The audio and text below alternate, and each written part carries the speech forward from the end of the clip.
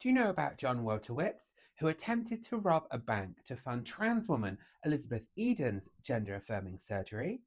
I'm Ben Peachy, award-winning author, presenter, consultant and educator, back with another episode of Queer History Lessons. Let's head back to 1971 to where John Wojtowicz and Elizabeth Eden met, followed by a whirlwind romance, followed by a wedding ceremony. A year later, on August 22nd, 1972, Wojtowicz attempted to rob a branch of the Chase Manhattan Bank in Brooklyn. A 14-hour standoff between Wojtowicz and accomplices Salvatore Natril and Robert Westenberg. 7 Chase employees held hostage and the police ensued. No money was stolen. Natril was killed by the FBI. Westenberg ran and escaped but was later arrested, and Wojtowicz was arrested. In 1973, he was sentenced to 20 years in prison. He was interviewed in prison where he explained his motives for the robbery. His motive was fueled by his love for Eden to fund her gender-affirming surgeries. Other sources have claimed that it was a failed mafia operation, but Wojtowicz stands firm. The language and pronouns used by him in these interviews are not what we would use today,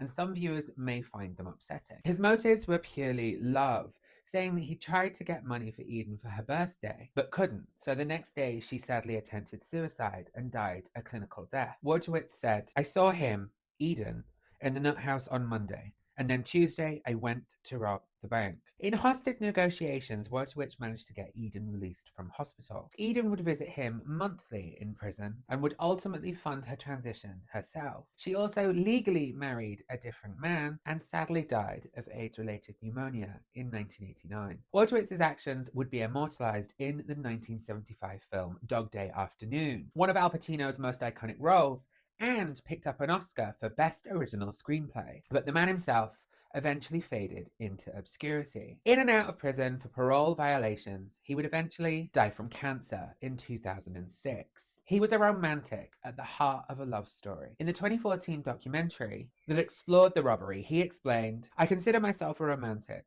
Would I still go out and do it? You're damn right I'd still go out and do it." We should remember the queer love and the trans story at the heart of John Wojtowicz and Elizabeth Eden's love, if not perhaps emulating the crime. Which is why I ask,